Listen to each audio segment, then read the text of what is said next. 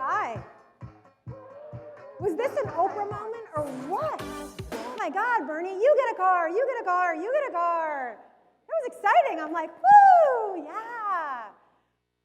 So we are going to talk today about change leadership.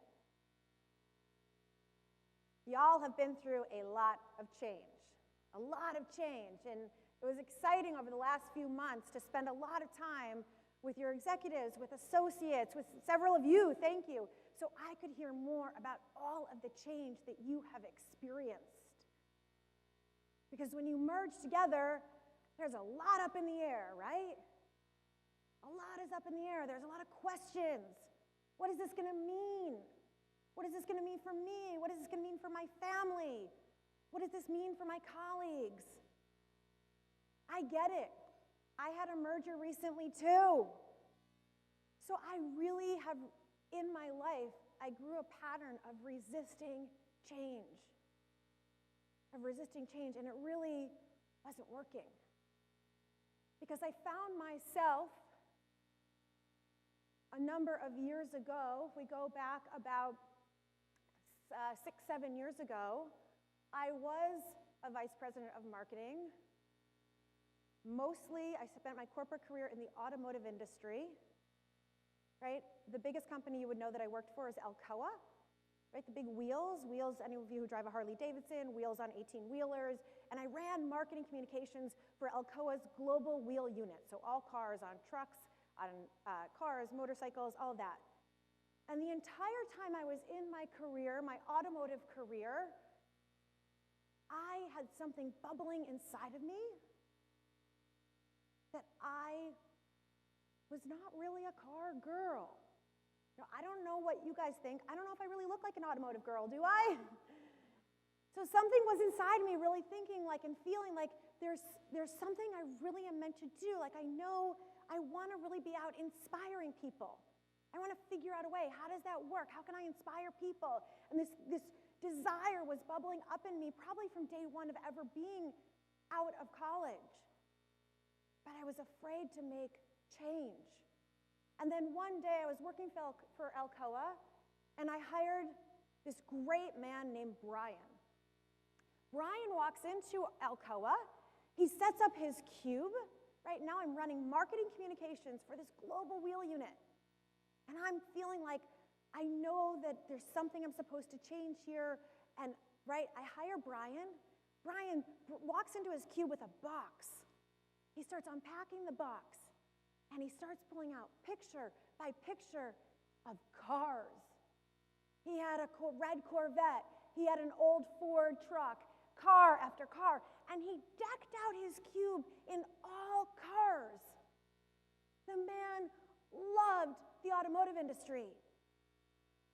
And I found myself looking at Brian, who I had just hired, and said, wow, I want to love what I do like Brian loves what he does. I want to love it. And that's the opportunity, right? But I was so afraid of making change. So afraid of making change. Because I don't know, like, how do you do this? Friends of mine would say, you want to be Oprah. I'm like, I do want to be Oprah, but how do you get to be Oprah? I couldn't understand it. I was so afraid of making change that I actually ended up severely depressed. Well, for an entire year, I went to a psychiatrist month after month after month, begging for more and more and more medication until the psychiatrist said to me, you're not ill. You're afraid of change. You're afraid of change. That's what's making you so depressed. So I started to really think about what this psychiatrist was saying, and I started thinking about all the changes in my life that I hadn't made because I was too afraid. Like in college, a big dream of mine had been to go abroad in college, but I was too afraid because I was dating a guy then, and I was afraid he'd break up with me if I didn't go abroad in college. I was too afraid.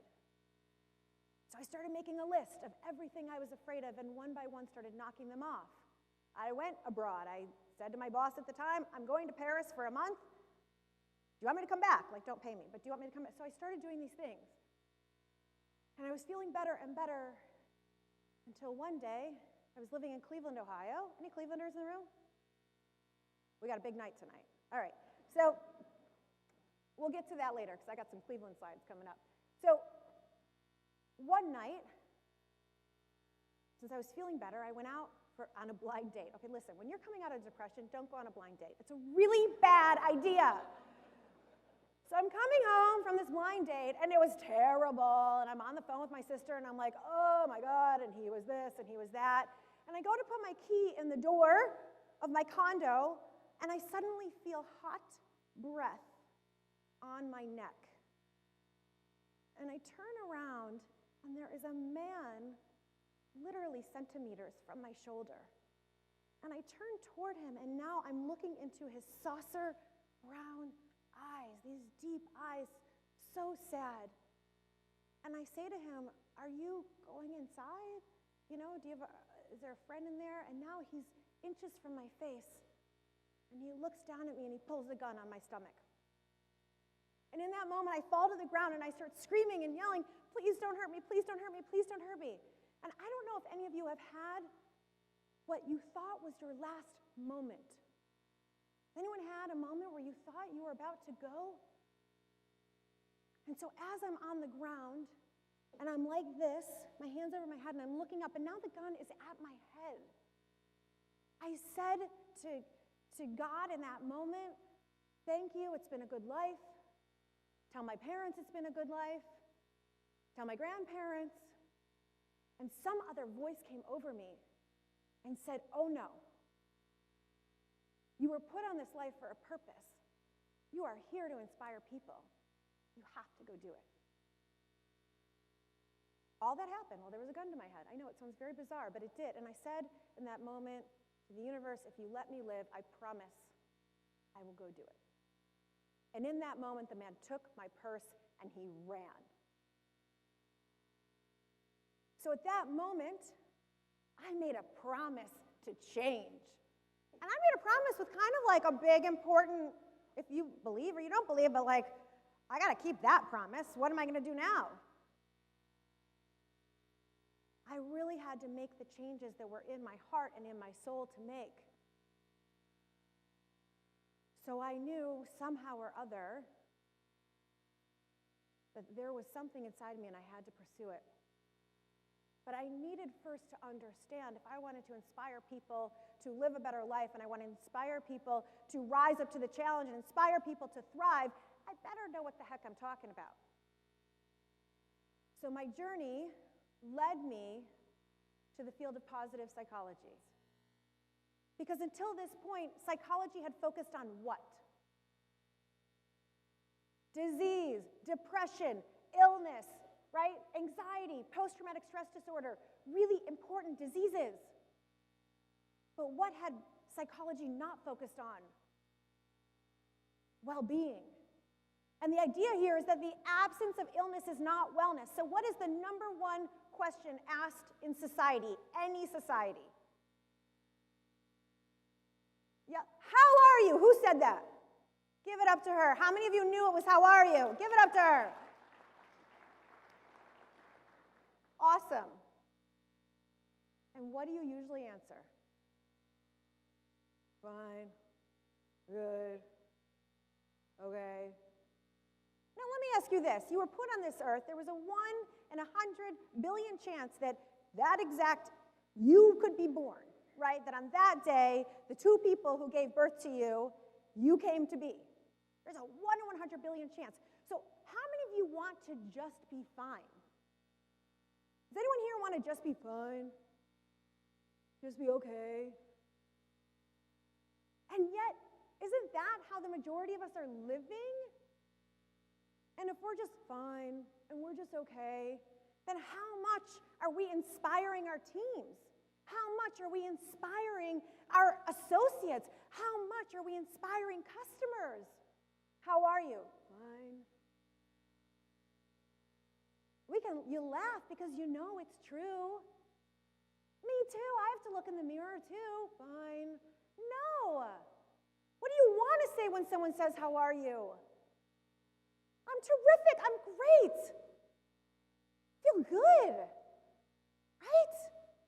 Maybe you're afraid if I say that, they're going to think I'm weird. Well, great. Can't we start a revolution where we think each other is weird because we're all saying that we feel great? But the question comes about to say, how do we actually move from being fine to being great? And this is where the field of positive psychology comes in. And let me tell you that the way we do it is that we become adaptive to change. Is that we start to know and we start to realize that in every single moment of our lives, including this one, you are experiencing change. And it is the opportunity to rise to the challenge, because when we don't rise to the challenge of change, we end up depressed like I was. So literally, our brains are these amazing machines that once you become familiar with something, you adapt. The good news of that is I guarantee, give me 6 months, a year, and I check in with you, you will have totally adapted to this merger. It will no longer be a big deal, nor will the change in your benefits plan. It will just be what you adapt to. That's the good news. The bad news is that if you become so complacent with just where you are, then you will never be more than just fine. And none of you want that. So we are in this situation where you are being called right now to change. Throughout this entire year, you've been called to change. Now there are new people sitting here, and their teams are going to be called in, and then there's going to be more change. So when you see this word, take a second and think to yourself, how do you feel? How does this word impact you when you see change? Now I want to ask you a question. True or false? True or false? Just yell it out. No, we're not there yet. True or false? But I like whoever's participatory. You get another $100. Just kidding, you don't. Okay, so true or false? Change is hard. Change is hard. Right. Let me show you. Change is hard. Why? Because we adapt. We get used to what we like. Our brain actually has two different parts of it. One of our parts of our brain is all about fight, flight. It's all about being afraid and looking out for the threats. That was great for our early ancestors. They had to know when that saber-toothed tiger was coming to be able to beat it up. But we also have this higher level part of our brain that can be rational, that can think. And that part of our brain really, so the one is afraid, and that one doesn't like change. The one that is rational likes new and novel all the time. So let me show you what we know from the research about change and how this works. And maybe this will look familiar to you. The minute you start using your language differently and you go from change is hard to change feels hard, you can work with it. Change feels hard because now you can start working with that feeling. And say, well, what is it about this that's getting me frustrated? What is it about this that I'm afraid of? What is it about this that makes me anxious? So let's do another one. True or false? Don't yell out yet. Change is part of life. Yeah, like whether we like it or not, right? Like look around you right now. What's happening? I had a beautiful drive here from Philadelphia to Delaware. All around me are gorgeous red trees and yellow trees. And it's like so gorgeous. I just want to kind of hang on to it for a moment and for the season not to change. But guess what? This is coming. Right? Change is going to happen whether we like it or not. In fact, every day, if you look at the moon for 28 days straight, do you know it never looks the same from one day to the next? Literally, change is happening in this moment. We are rotating, and you don't even feel it. You know what else is changing in this moment? This is fascinating. All of us who are like, change is hard. I'm going to show you right now how easy change is. Because you know what else is changing? You. Within 7 years, every cell in your body is completely different than it was before.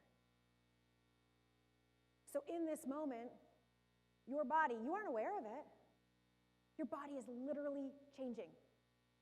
Now, sitting here, how hard does it feel for your body to be changing? Is that hard? No.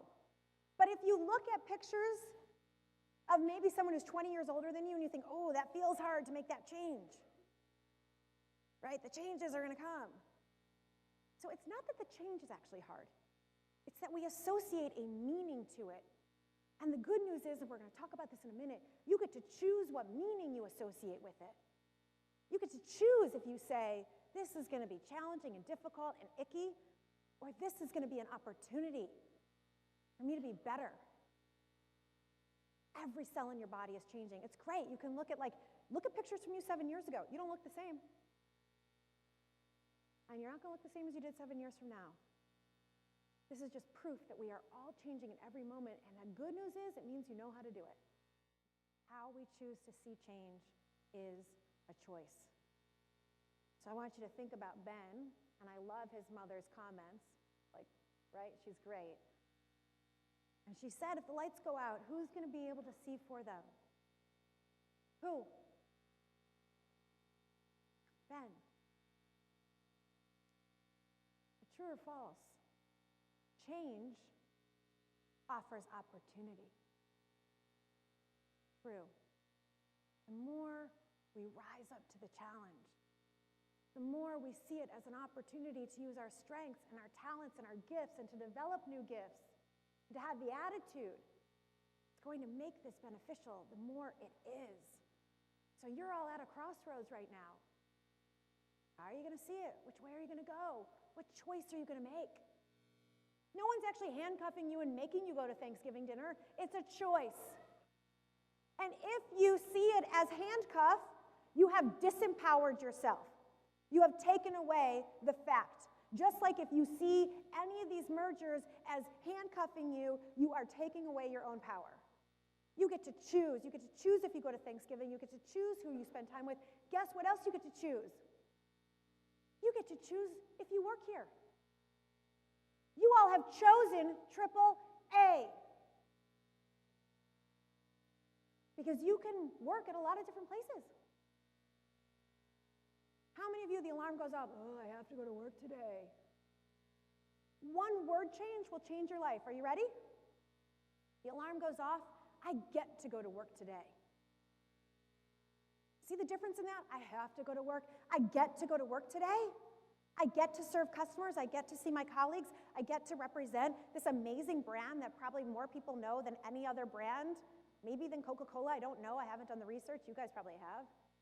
I get to go to work today. This is a choice, and it's time to take your power back and own it as a choice. You even get to think about how you think. Right? The old thing is the glass half empty or full? Guess what? It's always full because it's half water and half air. Remember 6th grade science class? Gases, air, it's real. You always have a choice. And again, if you go back to, no, but Carin, it's not that easy for me. I'm depressed. I get it. Me too. I was. And I chose, and you can choose. You can choose. You can choose how to see it. Voluntary activity.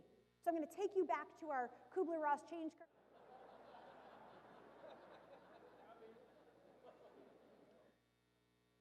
There's at least a 50-50 shot. I'm an optimist. It doesn't matter whether we win or lose because the city feels different now. And any of you, I know a bunch of you are from Ohio, right? Who's from Cincinnati? Right? The state feels different when LeBron came home. At least Cleveland feels different. And any of you who go to Cleveland, you know it. Because attitude matters, influence matters. They think that they're champs once more. So change leadership. What you are here to do is to energize your teams the way that LeBron has energized an entire city. What would it look like for you to energize your teams? What would it look like for you to rise to the challenge, to see this change as opportunity? Powerful stuff. A change leader.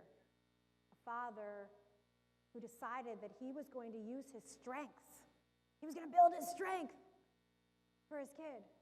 So I want to ask you, when you think about your teams and going back home after this conference, how are you going to use your strengths for your teams? How are you going to use your strengths for them while they go through this change? What are your strengths that you can bring to bear? Like Dick Hoyt did. I want to ask you, what are your skills? What skills are you going to bring to bear? Where you're going to look at this change going on and you're going to say, I can be part of making this better. I just saw all your goals. They're lofty and doable. So what skills are you going to bring to bear to make that happen? How are you going to be a change leader? What about your passions? What are you going to bring to this job?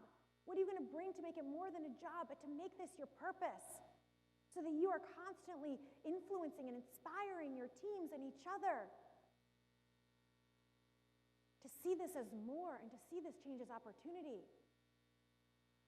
Right? He was more, it wasn't just being about himself, it was about his family now. And that's the same here. It's about this bigger family. The attitude, we can do this. I saw an amazing clip of the two of them where he said, Dick the father said, all these people tell me I'm so amazing because I've got this body and I do all this for my kid. And he said, I'm the body, but Rick is the spirit. Without Rick's spirit, I don't do all this. Emotional contagion, your attitude matters. You are here to make lives better. Just like you've made mine better in 4 different states, you and your colleagues. And that day that I got in the accident with my sister, you're here to make, and all those road trips I took with my parents and the triptychs where we went page after page, right? But you got to walk away from here and you got to step up. And this conference is your opportunity to start seeing how all of you as puzzle pieces come together. How are your strengths going to be brought to bear? How are your talents? How are your passions? From both sides, or 3 sides, or 6 sides, whatever you are right now. What are you going to bring to the table? What's the best of what you have so that you all together can dream a better vision and can create the plans that will get you to your destiny? Because that's what change leadership is. That's what change leadership is. So I want you all to think now, and Tom and I are going to give you another opportunity. What's your commitment? Are you going to commit to just be fine and to be the kind of leader that your people are not inspired by? Or are you going to choose? You're going to choose a new choice and to go home and to be the Dick Hoyt of your office. It is your choice. And I hope over the next 2 days you make the choice to be a change leader. Thank you.